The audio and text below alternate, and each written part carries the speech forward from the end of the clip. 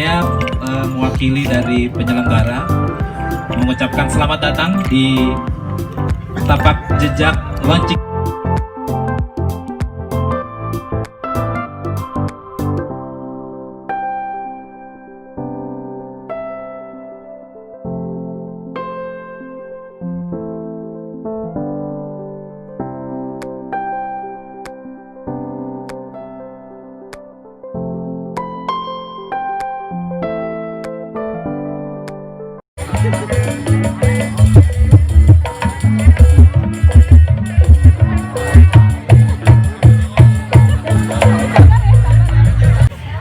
Jangan gitu atau kamu mah ya. Sekali lagi tepuk tangan untuk Firsa Besari dan juga buku ke-6-nya Tapak Jejak.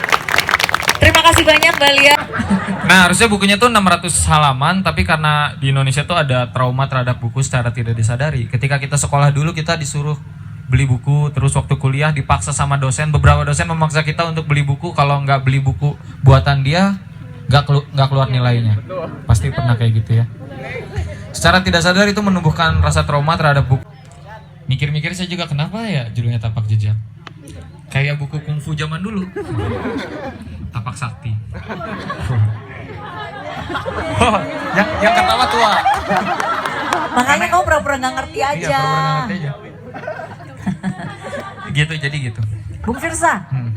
Kalau tadi bicara kenapa judulnya Tapak Jejak. Jadi harusnya 600 halaman ya, tapi Iya, akhirnya dibagi jadi dua. Belum dua. foto-fotonya, belum harganya. Kalau 600 halaman mahal juga ya kayaknya. Tapi dibeli nggak sih bukunya Firsa kalau mahal? Beli ya? Ya secara kalau masih logis aja ya. Balik lagi ke sini, ini gunung apa ini? Hah? Iya benar, betul. Ini Gamalama adanya di Ternate, di Maluku Utara. Di gunung ini saya dulu apa ya? Mungkin simbolisnya adalah di gunung ini saya dulu merayakan 17-an. Jadian adalah yang terlalu banyak dipikirin. Ketika kita nggak mikirin, ternyata kita bisa nyampe. Bisa disimpulkan bahwa bagian terberat dari pekerjaan adalah memikirkannya terlalu berlama-lama. Makanya kalau mau melakukan sesuatu, tembak aja langsung. Di buku Aralangka itu ada satu cerita di mana saya ke perbatasan Filipina ditolong sama seorang warga sekitar namanya Mus. Kemarin Zawin ke sana, dia motret gitu. Bro, masih kenal orang ini nggak? Dan saya kaget gitu. Wah, mana bisa sampai ke sana dan ketemu orang yang orang pernah ketemu gitu. Dan orang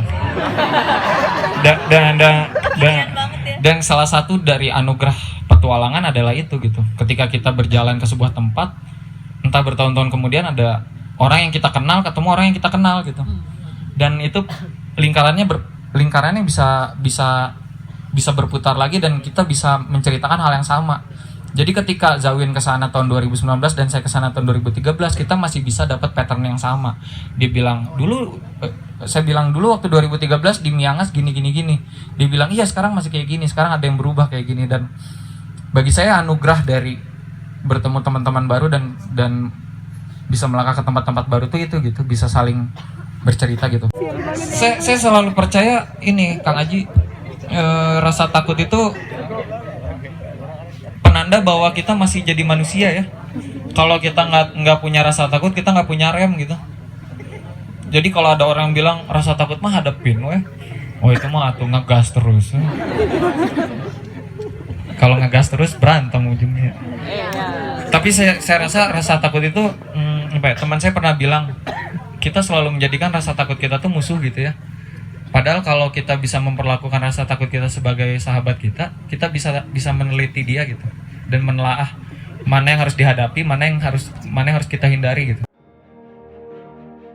Tanganku gemetar kala melakukan gerakan hormat pada secari kain besar yang dinamakan Sang Saka Merah Putih yang menyimpan sejarah pilu sejak masa kelahirannya. Dadaku bergemuruh sewaktu kami menyanyikan lagu kebangsaan. Indonesia Raya, Merdeka, Merdeka. Merdeka. Betapa satu kata tersebut sangatlah mahal. Apakah kita sudah merdeka? Tentu saja. Tapi tidak bisa dimungkiri dampak dari kemerdekaan adalah negeri ini kembali menjadi kanvas kosong. Semua orang ingin melukis dengan ideologi dan kepentingannya masing-masing. Semua orang merasa tahu apa yang terbaik untuk Indonesia. Mirisnya bukannya saling bahu-membahu, kebanyakan malah saling sikut-menyikut.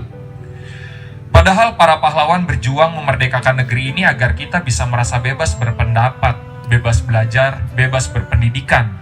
Bukan supaya kita memperlakukan negara ini dengan semena-mena. Jadi apakah arti dari sebuah kemerdekaan? Ketika rakyat sudah bisa merdeka dari kemiskinan, atau ketika wakil rakyat sudah bisa merdeka untuk mengambil hak rakyat? Seberes melaksanakan upacara bendera, kami berkemas. Kulihat lagi puncak Gamalama sebelum berjalan turun. Kurenungkan kembali pertanyaan-pertanyaan perihal kemerdekaan. Pada akhirnya kurasa tidak ada salahnya merasa kecewa pada negeri sendiri, selama kita mau membantu memperbaiki keadaan, bukan hanya mengutuk. Terbesit senyum di wajahku. Aku tidak percaya bisa melangkah sejauh ini. Aku tidak percaya bisa melakukan upacara bendera di sini, ribuan kilometer jauhnya dari kampung halaman. Semoga kita bisa mencintai negeri ini bukan hanya di mulut saja.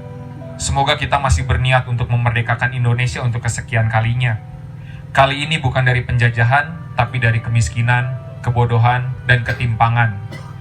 Semoga kita semua dapat merasakan kemerdekaan. Bukan merdeka untuk sewenang-wenang, tapi merdeka dari kesewenang-wenangan. Tapak Jejak Firsa Bersari. Tepuk tangannya lebih kencang dong.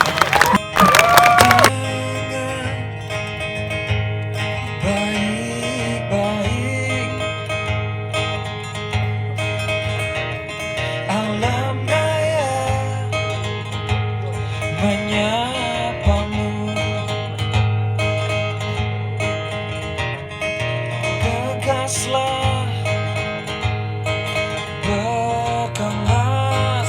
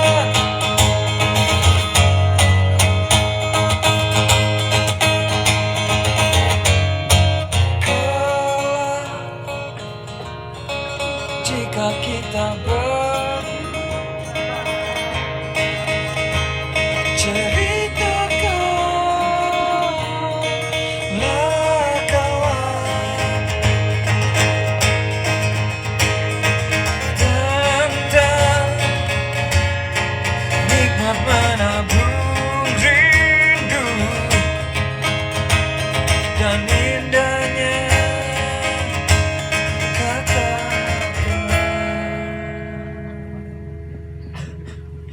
petualangan memanggilmu untuk kau akan rasa takut. Pergilah untuk pulang,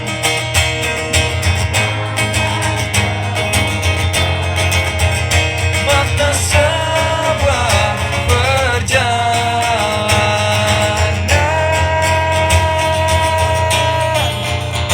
mata sebuah perjalanan.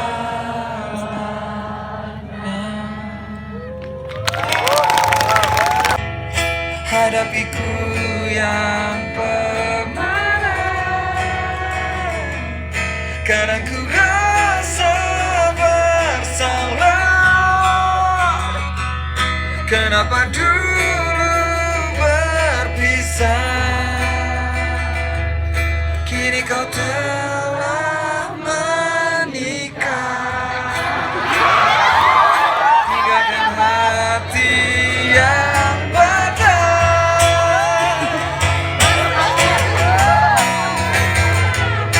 memaksaku untuk pasrah, meski rasa belum punah.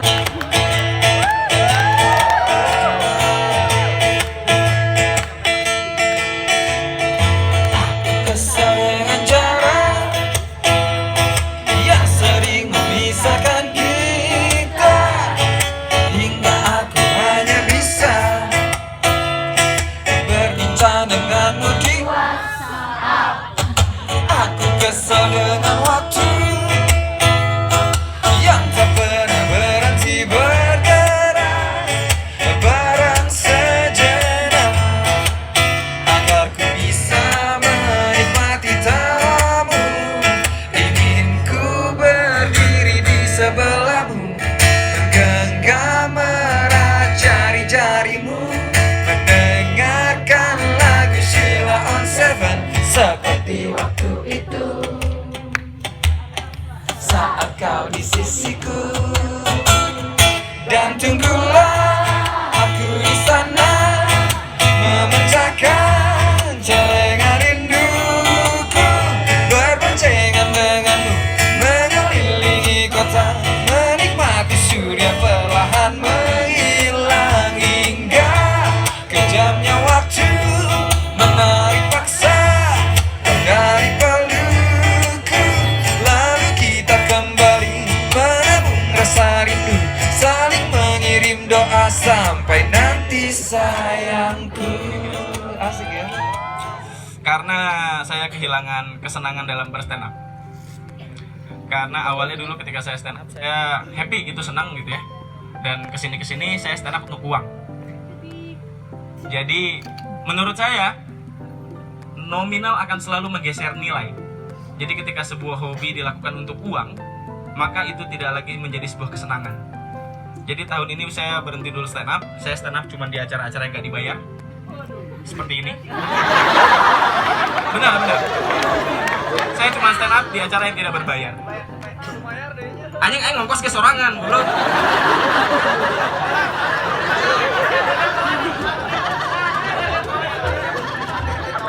Jadi saya bertraveling gitu. Saya kurang suka sebenarnya kalau saya travel vlogger ya. Karena YouTube itu bukan profesi. YouTube itu buat saya adalah sebuah alat untuk menunjang profesi. Tuh, jadi Imam Syafi'i itu aku melihat sebuah genangan air, dia merusak sekelilingnya. Jadi air ketika dia mengalir dia memberikan kebaikan, ketika dia diam dia hanya akan merusak sekelilingnya. Terus dia bilang, "Safir tajidi wadon aman tufariku." Jadi berjalanlah, bersafarlah, maka kau akan mendapatkan ganti dari apa yang kau tinggalkan. Jadi kalau misalnya lu bilang lu gua nggak tahu nih, nggak ada perubahan, coba lu ngaca deh, pasti lu nggak ngapa-ngapain. Yakin deh. Kalau lu bilang bang nggak ada perubahan, lu nggak ngapa-ngapain, gitu aja. Anjing serius banget ya. Gak apa-apa lah ya, sekali gue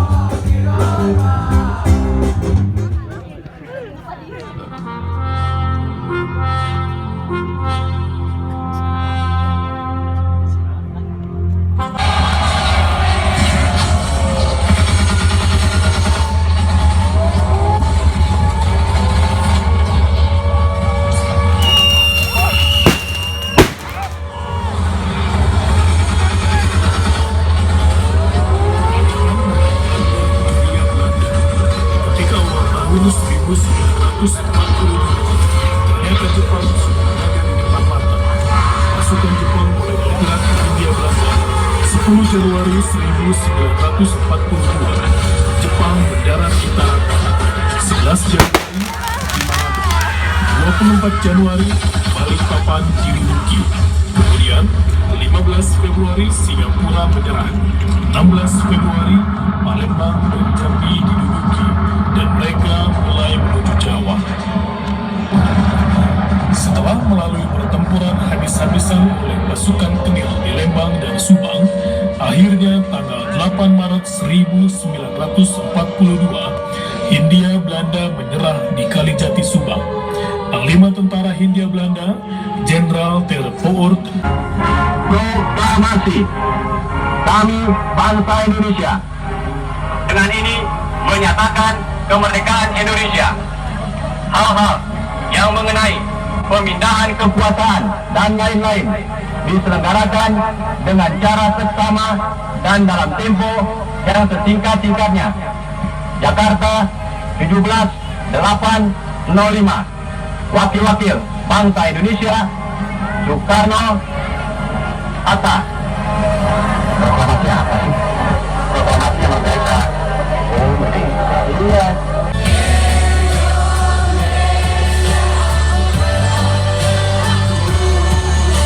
Seperti itulah perjuangan berbanjar